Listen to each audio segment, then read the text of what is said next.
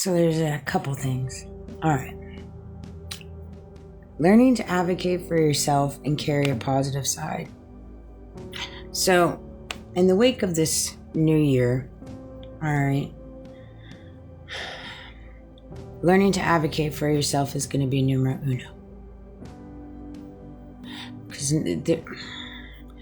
it's not going to change. There's a lot of things that are not going to change. Okay, guys? When it comes to the hierarchy, the religious groups, when it comes to the food chain, all right, in reference to money and the livelihood and how difficult things are and this and that, like, there's a lot of diverting happening right now. There's not a lot of manipulation and there's a lot of redirecting. And that's always simultaneously happening. Okay? It always is. And it's so, and I'll tell you how I know it.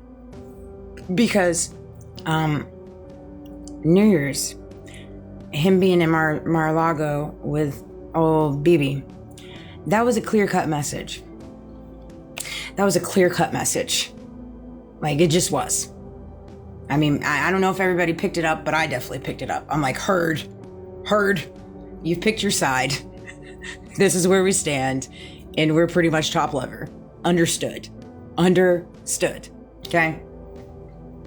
And so you realize that. And you're like, okay, so I got to learn how to advocate for myself. Boundary up. Not allow people's hurtful decisions, hurtful choices, hurtful words get the best of you. You got to grow a backbone. In this world. I know I had to learn it the hard way, but I'm here to help you. I'm here to help anybody grow a backbone. But advocating for yourself is going to be numero uno. Another thing that came to me, there's a difference between a boss man and a man. Yeah, that's a big one. That said infamous company, little cult of mine, I was locked in for 8.5 years. Oh gosh. So interesting. 8.5 years, boy, did I take away a lot.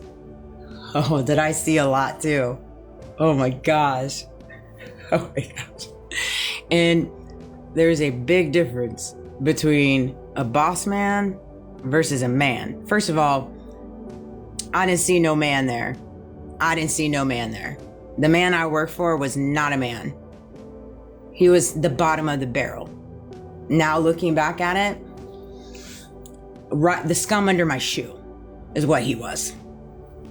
And I was so broken and naive and had no self-esteem, had no self-worth, had no confidence, had no voice, did not know how to advocate for myself. And he knew it.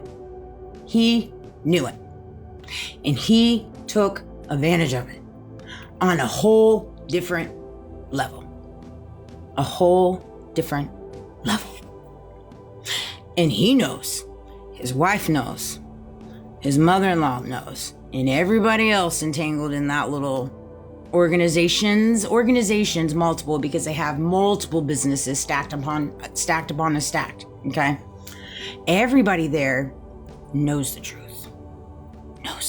And guess what? So do I. And that's why they're so scared. They won't come talk to me. They'll send their little minions that still work for them, sending me these weird texts. Like, get it together, y'all. Get your life together, okay? Get it together. That said, to me, it's very easy to read between the lines when working with men and you're a woman, okay?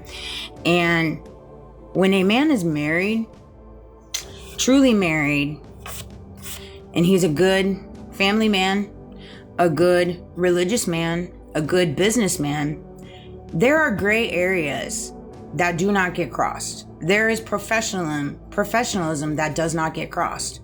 There are questions that do not get asked because it is none of their business. There are innuendos that do not get put out because it's unprofessional. Okay? There's a lot of different moving parts into this. All right. And in that 8.5 years, all of those were crossed on multiple occasions. But see, the thing is with me is I would never let it go past the manipulation, the tactics, the illusions, the brokenness, things like that. Now, my coworker, I mean, she drove his car. There was some weirdness there. You know, nepotism is like very big there, right?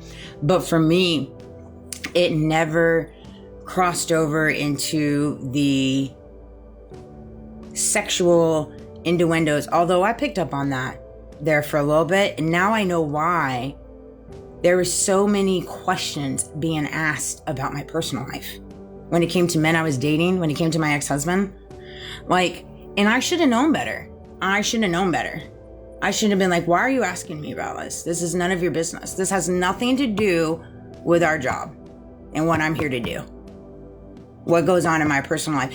Not to mention when he started talking to me about my finances, my debt, how much I owed, on my credit card bills, where's my money going? What am I spending it on? These are questions that I got asked almost on the regular basis. And this is what I would be met with when I went in there to talk about bonuses, when I went in there to talk about raises, when I went in there to say that I needed one so I could make a bet, so I could get my own place and all these different things. I mean, that 5-hour conversation though, you know, how was that? How'd that work out for you? How's things over in your land? You know, I'm to the point, I just don't give 0 F's. I know what these people did. I know what they did. And again, I know they're just like the icing on the cake. Because you got my family entangled in it. You got my ex-husband entangled in it. You got all my different friend groups entangled in it. You got the jobs that I've worked at from that point forward entangled into it. I mean, we're talking from here, Fort Walton Beach, all the way to Panama City entangled. Okay. I know different ways my government's entangled into this. I know that the XYZs are entangled into this. I know I've got very, very big religious groups entangled in this. Very, very big religious groups, and I have very prominent cults. I do. And I see them now too, and they're shivering in their boots. You should be, because I see right through you. I see right through you. You might have the money. You might have the power. That's fine. You can keep building all these companies, keep building your consulting companies, keep doing whatever it is that makes you happy. By all means, I'm here for it. I'm here for it. But what you don't have is spiritual authority. You don't. And you might placate and think in your head you got God standing right next to you, baby. He's standing right next to you. And he's taking note. He's taking note. And like I told myself yesterday, I was like, it's crazy to me how these people operate, because like, there's going to be a point in this world where you leave. Like Poppy T, you're not going to always be here to protect your family and Baron. What do you think is going to happen when you leave this world? You're really setting a different tone here. Same thing with my previous boss and his kids, different people that I come into contact now. It's like, do you guys not see yourself and the decisions that you're making, how they're going to affect your children? You're not going to always be here to protect them. And let me tell you, you might be able to leave them with some money, but that money is not going to protect them. Why? Because we are moving. I guarantee you, look where we're at right now right? Imagine 10 years down the road. Do you think money's even going to have a value at this point? Do you think money's going to have a value? What you're going to need to teach your kids is how to fend for themselves, how to fight. That's what you're going to need to teach them. I can guarantee you that. But anyways, I love you guys. I hope this video resonated. But yeah, there's a big difference between a boss versus a man. And a man, y'all got to know that there's a gray area, and don't allow it to be skewed. Draw the line. Ain't no man gonna ever talk to me the way that man did ever again in my life, over my dead body.